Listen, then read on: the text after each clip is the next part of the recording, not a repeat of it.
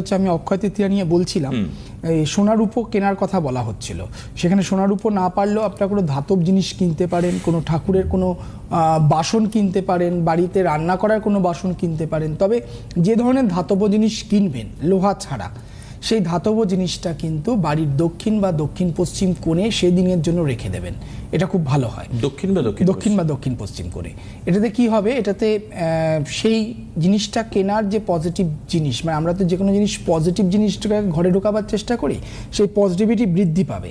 বাড়িতে নেগেটিভ রয়েছে, নেগেটিভ দেখবেন কেউ হয়তো অসুস্থ ব্যক্তি অনেক দিন ধরে বাড়িতে রয়েছে, বা অনেক সময় আমরা সবসময় বলে থাকি যে বাড়িতে কোনো অতিথি এলে তাকে নারায়ণ হিসেবে সেবা করা হয়। সেই অতিথি নিজে কিন্তু অনেক সময় নেগেটিভ কিছু ভাইব্রেশন নিয়ে আপনার বাড়িতে আসেন এবং সেই নেগেটিভ ভাইব্রেশন আপনার বাড়িতে ছেড়ে দিয়ে সে চলে যায়।